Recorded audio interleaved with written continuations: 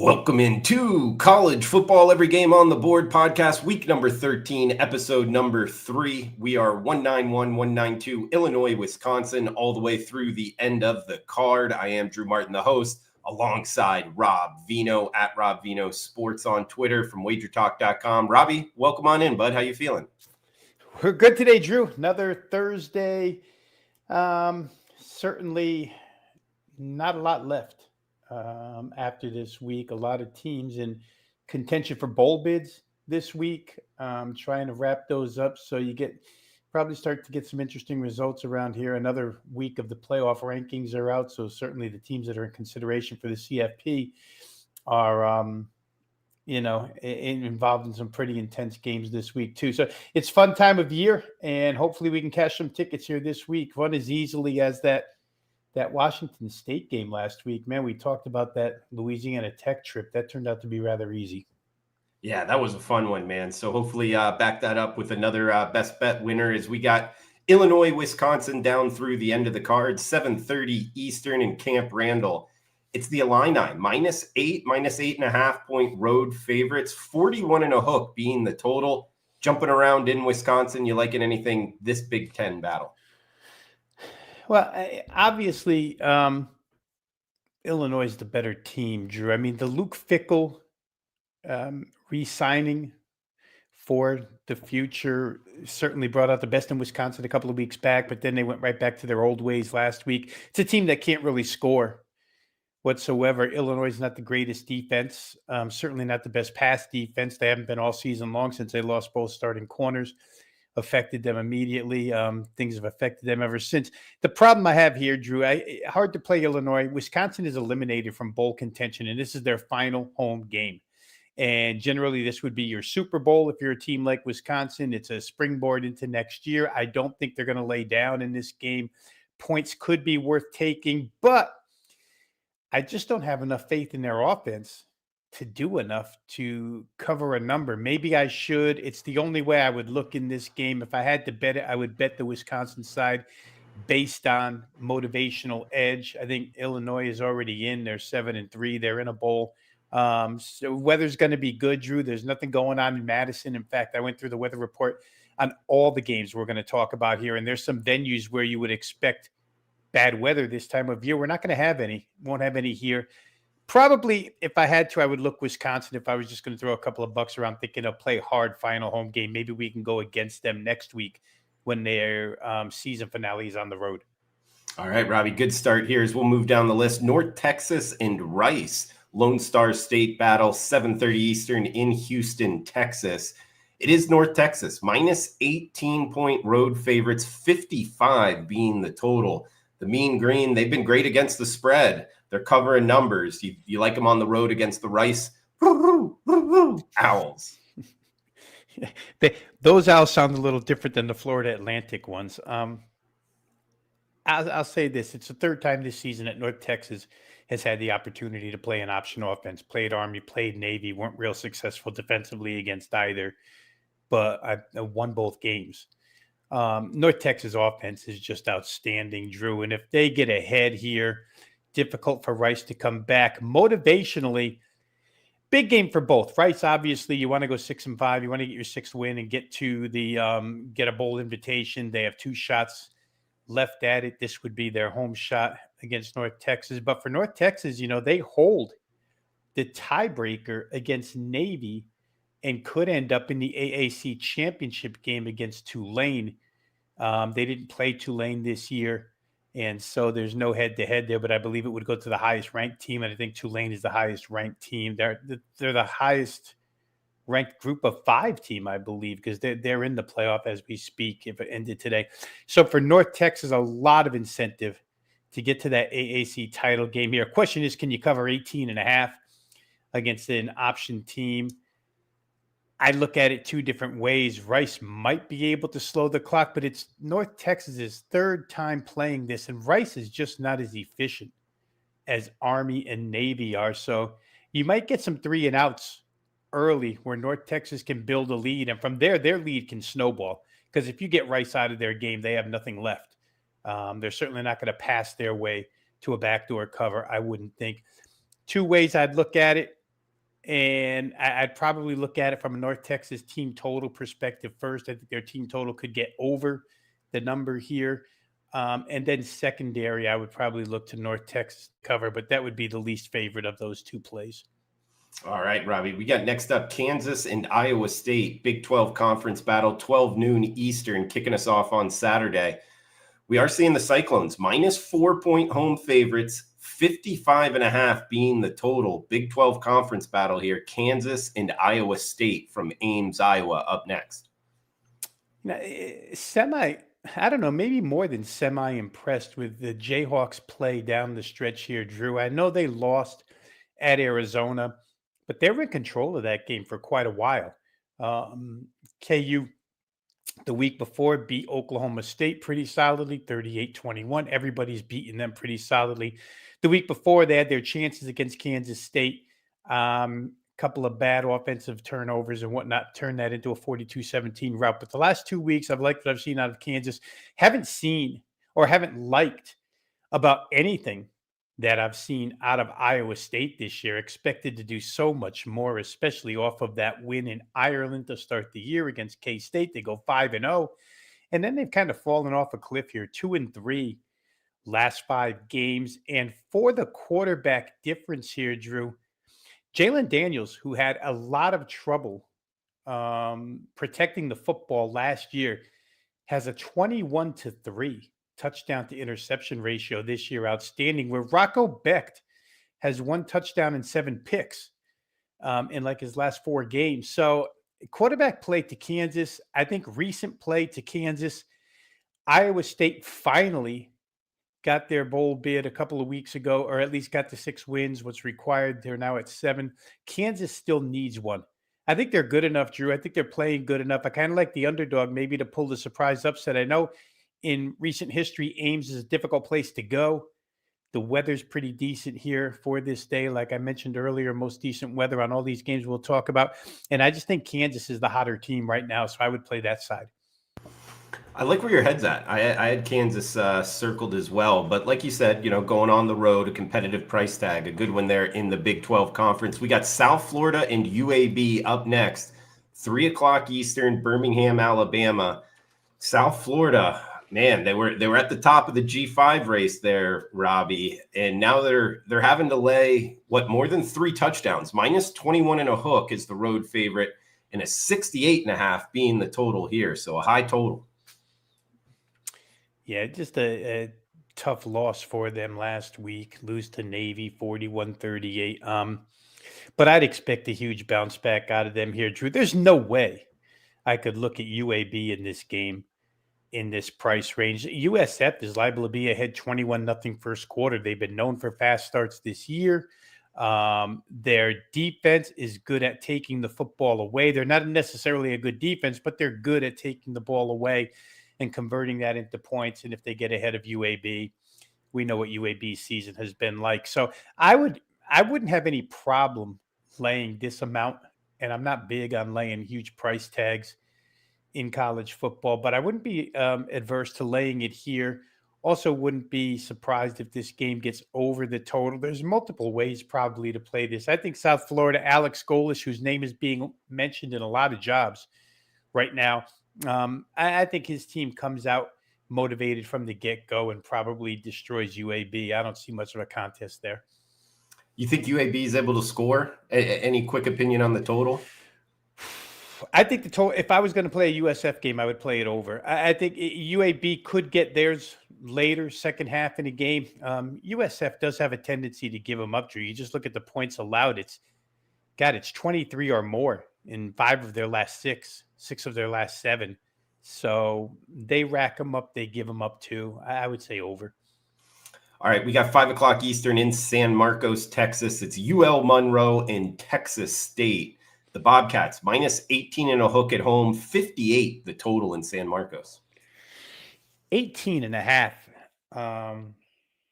It just sounds heavy, but listen, as somebody who had the Texas State team total last week over in a game where money came in on Texas State by the boatloads, and rightfully so. I mean, when and it was widespread knowledge, everybody seemed to catch on pretty quick that Texas State's losses, Drew, are just agonizing losses. Like they have 5 losses that could be 5 wins.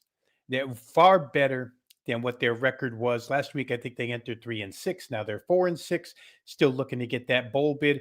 And when they're right and don't do something crazy to lose the game at the end, you get a result like you got last week out of them.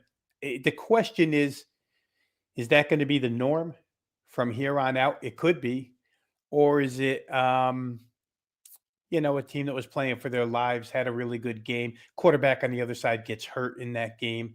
So it's tough to lay 18.5, I would say. I think Monroe puts up somewhat of a fight. I don't really have a good stance on which way to play. Texas State at home. Remember, GJ Kinney's all about, take over Texas. Every home game he plays, he wants to impress every high school kid watching. So, generally speaking, I don't like to get in front of them at home. If anything, I would like their team total. It's an offense that's just been terrific. I think over 500 total yards in 5 of their last 7. So maybe a team total play on Texas State. I don't trust that defense enough to lay that type of price. Robbie, we'll head to the Big Ten Conference up next. Kicking us off on Saturday, 12 noon Eastern. Minnesota at Northwestern. Northwestern going off as the favorite. -4 at most shops. There is 3 and a hook out there. 40 being the total. So row the boat here at that pretty cool stadium they have on the water there, Northwestern. You liking anything in this Big Ten Conference battle?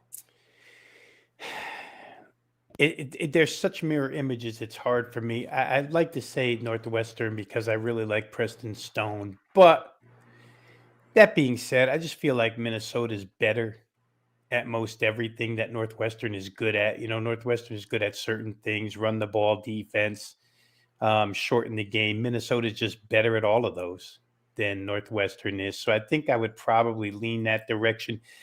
The total is extremely low. 40.5. Man, I could see that thing staying under. But in a game like this, why not take points with these two teams when these two teams meet up? In Northwestern, are they good enough to lay 4? I don't really think so. I think Minnesota's in their element when they're an underdog. So I'd probably look for Minnesota. Taylor to run the ball pretty well here. I would take the underdog with the points. I could see them winning outright. So if you're going to play Minnesota, I'd almost say play money line rather than even take points because if they're close in this one, they're going to win it. So Minnesota, either way, but I would think that if you're thinking Minnesota, I would play money line here. I think they can win the game straight up. All right, Rob, staying in the Big Ten Conference, 3:30 Eastern, Michigan State at Iowa. The Hawkeyes, heavy favorites here, -16.5 at most shops. 42 and a hook being the total. So the Spartans on the road at the Hawkeyes. Are you liking anything in Iowa City? I'll tell you, this is a big number for this Iowa team. Yeah, and it's one that you're almost not as fearful to lay anymore with the way they play offense. I mean, they're able to score. Now, last week, we spoke about Iowa USC, and I was really high on that game going over 48.5. And then about 4 hours later, I saw the Saturday weather report that was calling for heavy rain and had to back out of that play. And it did rain. That game was played in miserable, wet, rainy weather. 26-21 USC comes from behind and wins. Iowa really had a dominant first half. USC made some adjustments at halftime, give them credit, came back out, won that game. That's 2 extremely tough losses in a row for the Iowa Hawkeyes, right? You get beat by Oregon in the last minute on your home field. Then you go to USC, you're winning at halftime, playing really well. You lose in the second half in a bad weather game. Question would be, how do they bounce back? Again, with Iowa, I just never feel like there's highs and lows with the Iowa Hawkeyes. I just feel like it's a steady stream. Kirk Ferentz, all right, we lost 2 in a row, tough. Let's come back. Let's play a good game this week. And I think they will. Michigan State hasn't won a game inside the conference yet. Jonathan Smith, the head coach who came over from Oregon State, has yet during his tenure to fix this program. In fact, it's probably gotten worse this year. Aiden Childs getting hurt. His quarterback doesn't help. But I think Iowa could win this game. Let me put it in context of final score, Drew. Somewhere like 30-10.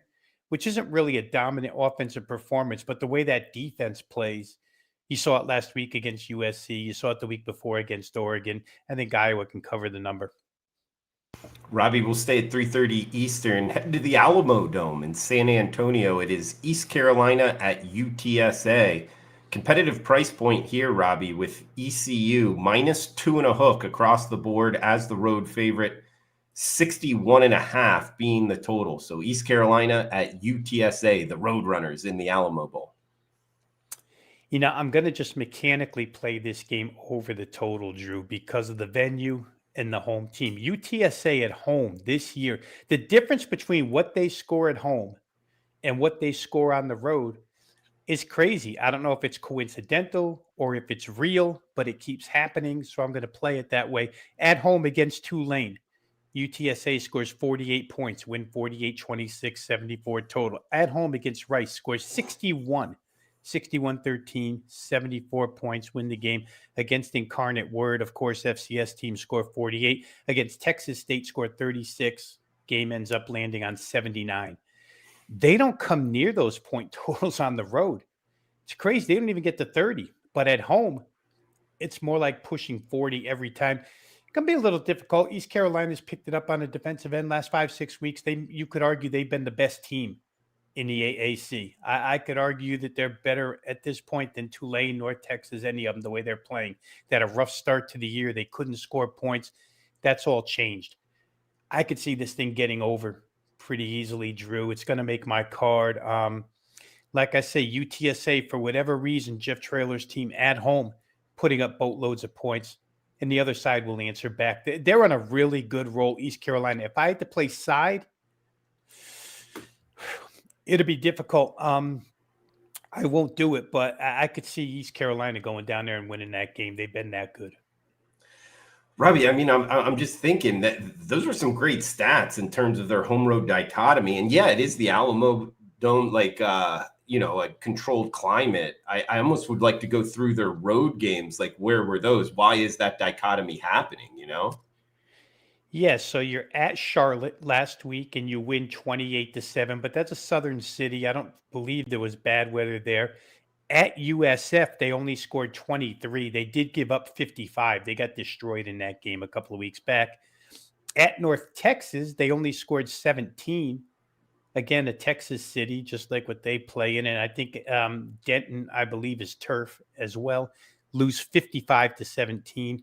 Come here east to Temple, only score 21. Go to Colorado State, only score 17. And first game of the year, A&M 24. So, I mean, it's crazy. They played far more games on the road than they have at home. But those home results, it's like the offense can't be stopped at home and it can be, contained on the road. Yeah, I like that. All right, UTSA back at home here. ECU, UTSA. Again, you can even find 61.5 out there. So looking towards the over. We'll head to the SEC conference up next. Nashville, Tennessee. It's Kentucky at Vanderbilt, 3:30 Eastern. Welcome to college football in 2025. We're seeing Vanderbilt in an SEC matchup laying more than a touchdown, Robbie, as high as -9.5 as the home favorite, 54 being the total as the Wildcats visit the Commodores. There was a point about 3 weeks ago, Drew, I think 3 or 4 weeks ago, where I played a Kentucky game over. That game was against Tennessee because Kentucky had, it seemed like they found a little bit of a rhythm in a passing game with their quarterback switch. And that lasted for all of 2 seconds. And we get right back, Cutter Boley hasn't been the answer to Kentucky's offensive woes. Team goes right back to not being able to score. You have to score against Vanderbilt.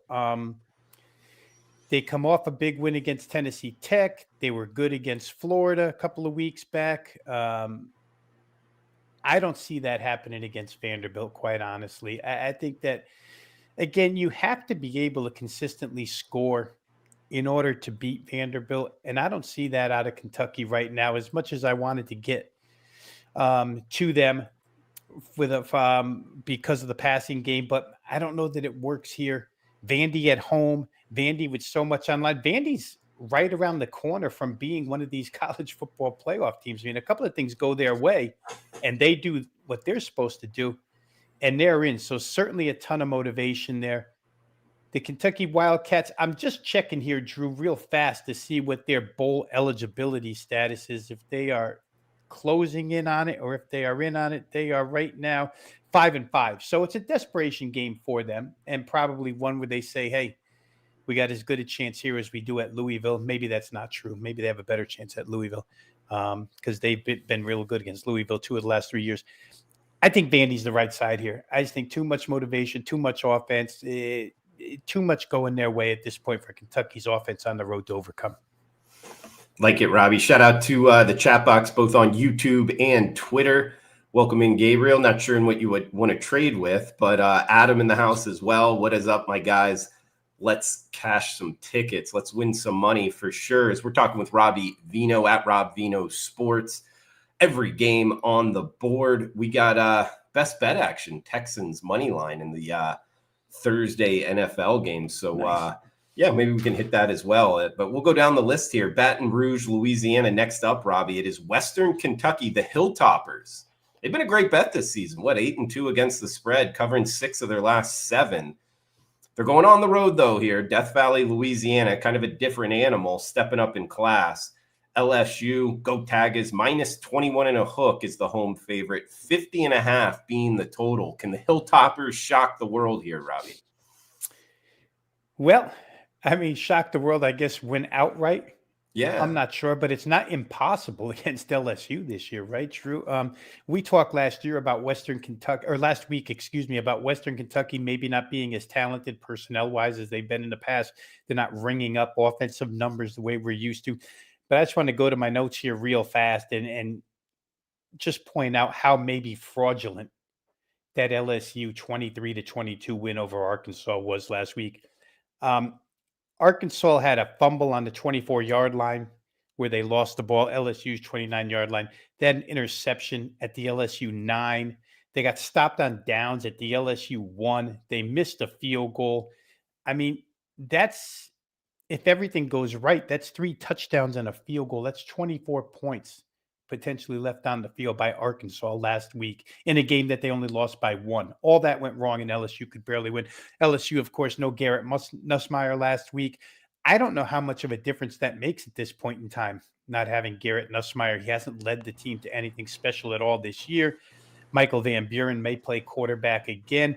The whole thing honestly sets up to play Western Kentucky as a dog. Now, am I bold enough to go ahead and play Western Kentucky money line? I'm not sure, but they're the team that will treat this as a big game. It's interesting because this is the week where, these SE teams in recent history go and play somebody outside of the SEC. I don't know how serious LSU is going to take this game. I know Western Kentucky will take it serious. So taking points, probably a smart suggestion here in that game. Seeing Western Kentucky plus 1,100 on the money line, Robbie. There you go. That's kind of my swing hard in case you hit it pick here. Mm-hmm. Western Kentucky, the Hilltoppers to win outright. Just doesn't feel right with LSU. And you bring up Garrett Nussmeier. It's almost one of those things with these big name quarterbacks, highly recruited, but not winning on the field. If they're banged up or don't play, like DJ Lagway is another one that comes out. It's like, in my mind, are some of these guys – kind of overrated at the quarterback position. Everybody fire Billy Napier, fire Brian Kelly. Sometimes I almost think, is it the quarterback play more so than the head coach, Rob? I think they're both separate. I mean, I do think that the team responded to Billy Napier. I don't think Billy Napier ever lost control of his team. Let's put it that way. I don't think the locker room talk was probably still heard. But Brian Kelly, a guy who keeps himself so distant from – when you have LSU players coming out one by one and telling you, coach never even talked to us, didn't know half our names. And that's just a guy that's operating from a skybox up above the team, where Napier, I believe, had, pretty good relationships with his team. The quarterback will kill you, Drew. We know that. You get married to a quarterback and the quarterback's no good, then as a head coach, you're no good. But LSU had significantly more talent than what was produced this season with Brian Kelly. So I can see that firing. I do feel a little bad for Napier. And really quick, just general answer to your question. Yeah, these kids come out of high school. It's the same as when we watch the draft every single year. They elevate, or the chatter, the narrative elevates these quarterbacks to places where maybe they shouldn't be. I mean, a lot Yeah. of third round quarterbacks get picked in the first round just because they're a quarterback. He can run and pass. Let's take him. Doesn't mean he's any good. Check Justin Fields in his latest quest to try and direct the team, not working out. So yeah, Lagway, I don't know, maybe he's more Anthony Richardson. There's another good example, right? Anthony Richardson. Mhm. Where is he? Get Daniel Jones, you're going to the playoffs. Play with Anthony Richardson, you're going nowhere. So it's interesting. You got to hit on the QB for sure. And maybe, just maybe, in a lot of these instances, you're better off with the second team quarterback at this point in time.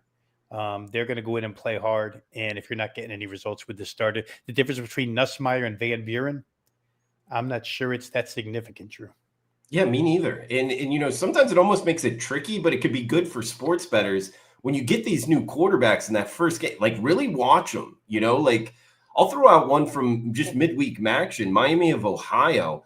I was on Buffalo last night, Robbie. Not sure if you saw it, but Miami of Ohio's quarterback was out, and they brought in this like true freshman or redshirt freshman quarterback, and he looked great. Nobody would have known. I didn't know that either, but if you can kind of jump on some of these quarterbacks and that are just taking over now, and you can see the change in the offense, that's kind of a winning philosophy in my opinion anyway, Rob. So yeah, great breakdown there. Looks like Adam saying, the plus 1100 banger with Western Kentucky possibly there. That would be a fun one to hit.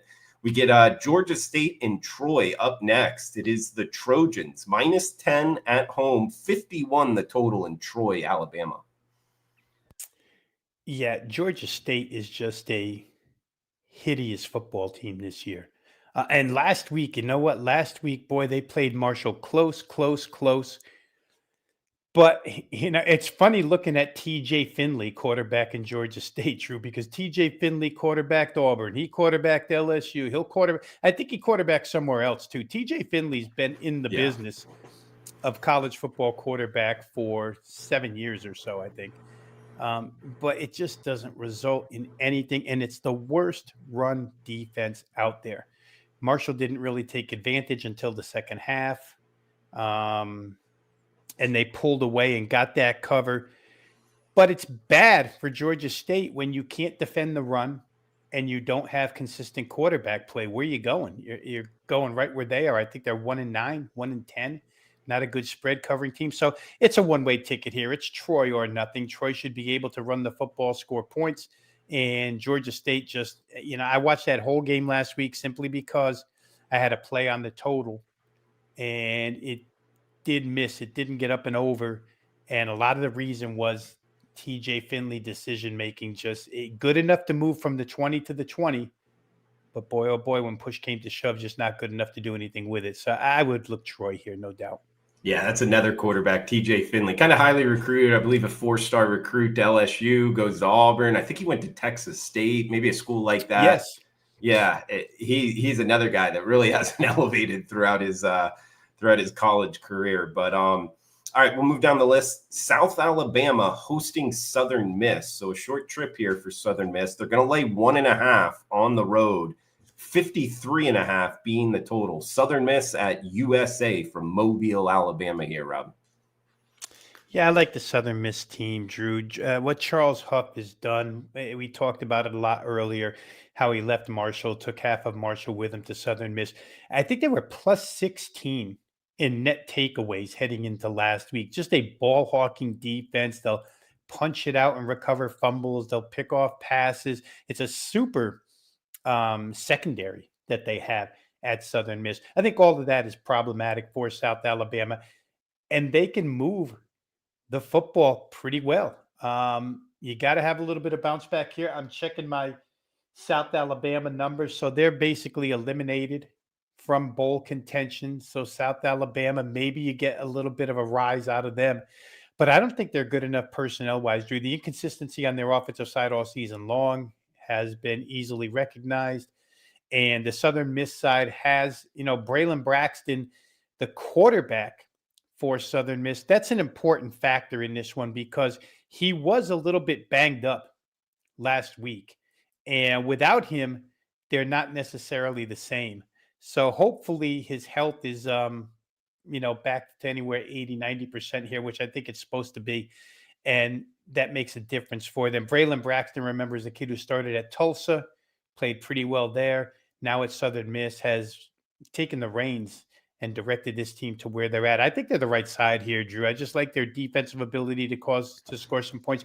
They've been outgained in some games pretty significantly and still won because the defense sets that offense up with short fields or scores for them. So the offense is good, but they do get helped by that defense quite a bit. Rob, we'll head to CUSA, Conference USA up next, 3:30 Eastern from West Miami. It is Jacksonville State at FIU. Jack State -1 as the road favorite. So competitive price tag here, Robbie, 56.5 being the total.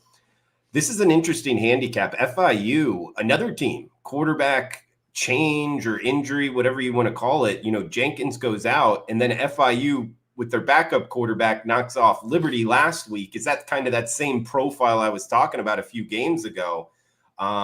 Tricky handicap here. Jack State on the road here at FIU.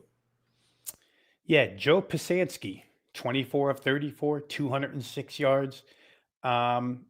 We've talked about FIU a lot, Drew. It seems like they're always in our portion of the card when we get together on Thursdays. But I said it last week about Jenkins. He's just he's the kind of guy who, when you have money on FIU games, you do rip the hair out of your head because he'll just drive you crazy.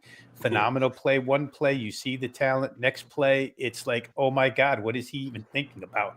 And maybe they're better off with a more steady quarterback out there. Like I say, 24 for 34, 206, brought out the best in FIU last week. Not that Liberty has lived up to expectations at all this year, but still, it's a dog. It's an upset win for Florida International. So if the troops rally behind him, I could see FIU rallying behind him here, I wouldn't get away from Florida International in this spot. I think they're probably a pretty good side here with the new quarterback. I thought, and I'm not positive, I thought that was a benching and not as much of an injury, but I could be wrong on that. Sometimes I get these quarterback switches mixed up. But I think Pasansky is going to be your guy this weekend. And if that's the case, I kind of like FIU. Yeah, a little spark. Yeah, the kind of the situation we were just talking about there at the quarterback position for FIU. We get next one up, South Bend, Indiana, Syracuse at Notre Dame. We're seeing the Irish, Robbie, laying a big number here, -35, -35.5 at a lot of shops, 50 and a hook being the total. Tough trip for the Orange. What do you think? The ultimate equalizer, though, 35.5, Rob. Yeah, lose by 28 to Miami of Florida last week does Syracuse. So Miami of Florida offense 2 weeks ago, a Miami of Florida offense that hadn't shown a lot of life. But Syracuse's defense is that bad. And again, out of Notre Dame, we saw this again last week, Drew. Maybe I'm repetitive here, but there's times where Notre Dame can just hand it off in their sleep and gain 5 or 6 yards. Jeremiah Love, Price, these guys, it's such a good run game. Last week against Pittsburgh, Pittsburgh, as far as passing offense goes, had taken the conference by storm. And Notre Dame just walked in there and shut it down.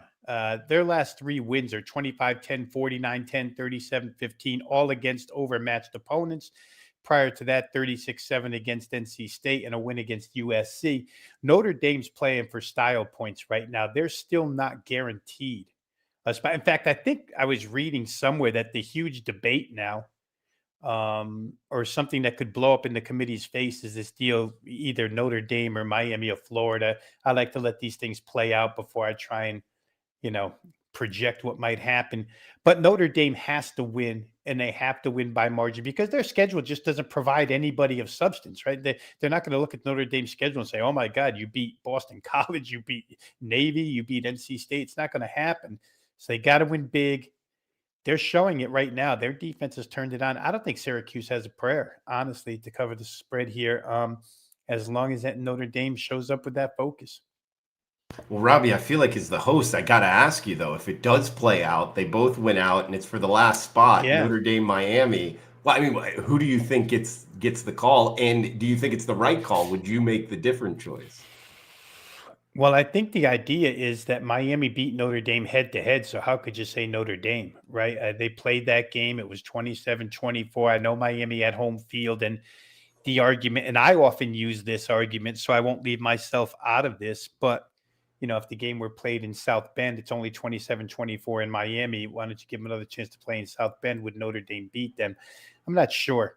They're kind of, you can make strong arguments for both, Drew, but if it were me, I think you have to give it to the head-to-head side, which is Miami. It's weird because Miami might not even play in the AAC championship game. In fact, I don't think they can play in the Atlantic Coast Conference championship game, but yet they could make the playoff, I guess, as an at-large.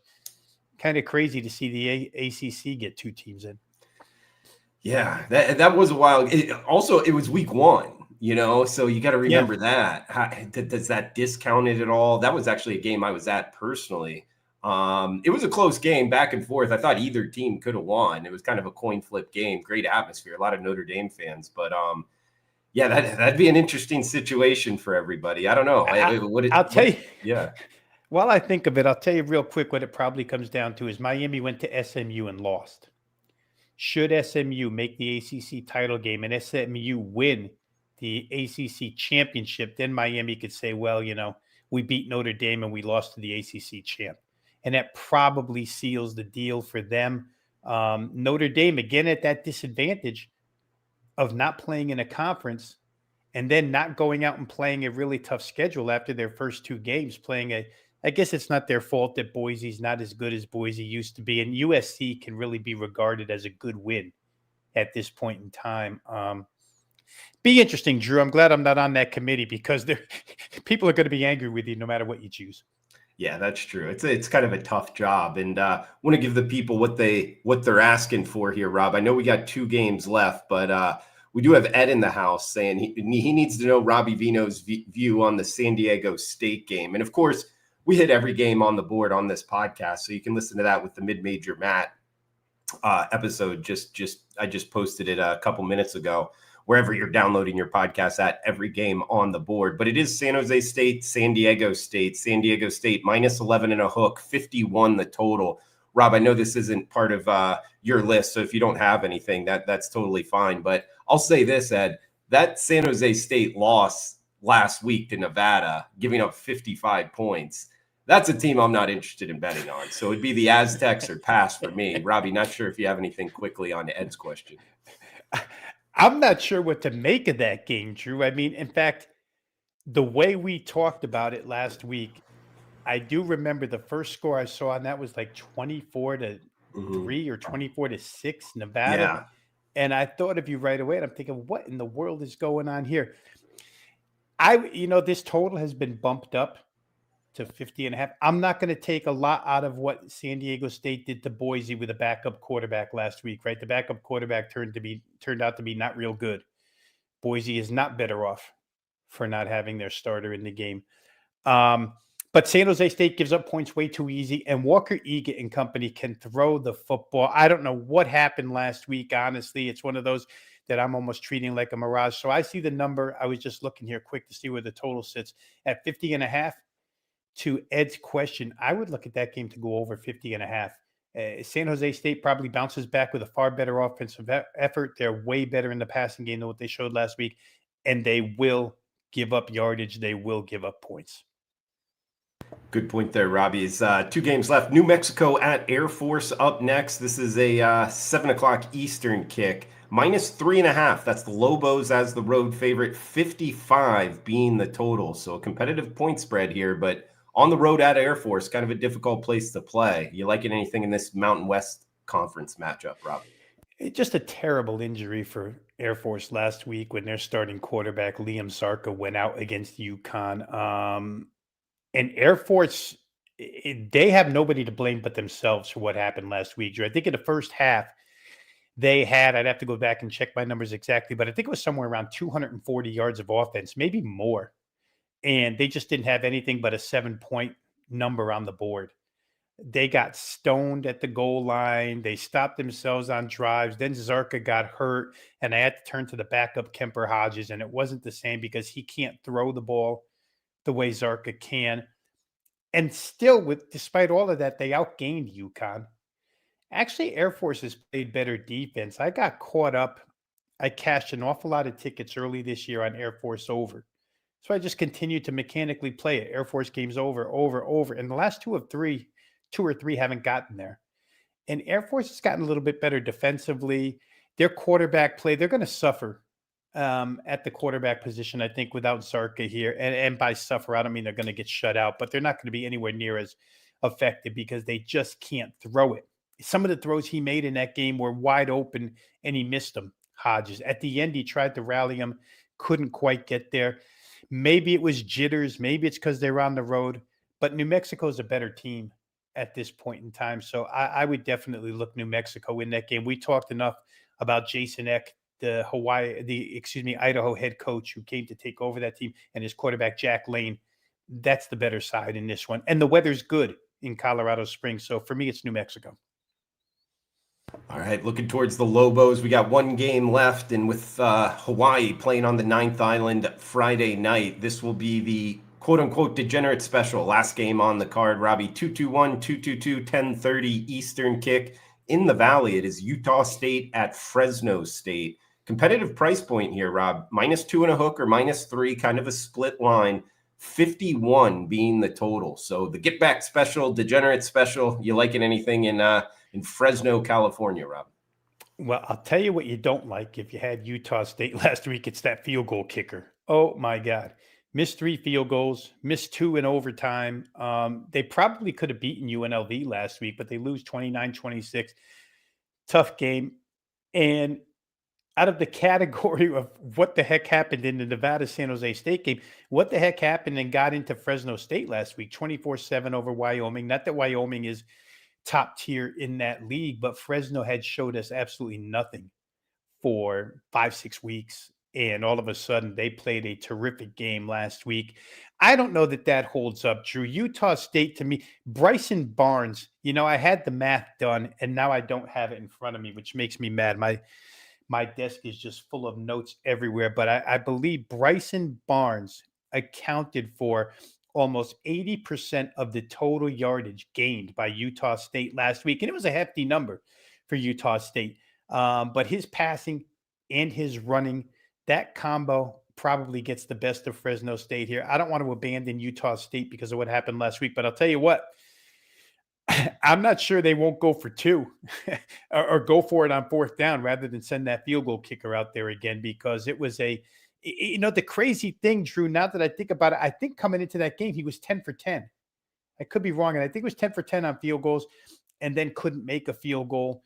We'll see how it goes this week, but they're the better team. I think I might find my way to Utah State in that one. Yeah, one of those things, you just got the jitters and you lose it mentally, It's one of those things in kicking. So for sure, Robbie. Adam, I see that comment there. I am not losing money with Air Force. Yeah, sometimes it's just better to leave them off the board type deal, guys. But this is every game on the board. Apple Podcast, Spotify Podcast. That's going to do it for all the games on the slate for Week 13. But Rob, actually, next week you're out of town, so we'll get you back for one more bowl podcast if you're open for it. Yeah, we definitely have to do that, Drew. That's our time of year. Traditionalist, I love bowl season. It's kind of sad though. The season's ending here, man. I know. It's crazy. It goes so fast. It's unbelievable. But we'll be into college basketball pretty strong before you know. And in fact, a shameless plug here, but for those who enjoy college basketball and are, betting on college basketball early this year, Wager Talk, 10 a.m. each and every morning, 10 a.m. Eastern, 7 o'clock Pacific time. Full Court Press is the name of the college basketball show. I'm part of the panel with Brian Power, with Adam Trigger as the host, and we go up and down the card. And it's a different type of show, Drew, where we cover 2 marquee games, 1 or 2 to start the hour-long show, and then just field questions from the chat room. So you get guys, knowledgeable guys all over the board, wanting to know about Niagara, Siena, Idaho. It doesn't matter. And the three of us pretty well equipped to answer everything. So we have a good time. It's good back and forth. And hopefully we're cashing tickets for people on that show. For sure. Check it out, guys. Is Robbie, I guess some best bet time, man. You got one to throw out? Yeah, I'm going to go back to where to Big Ten, Drew.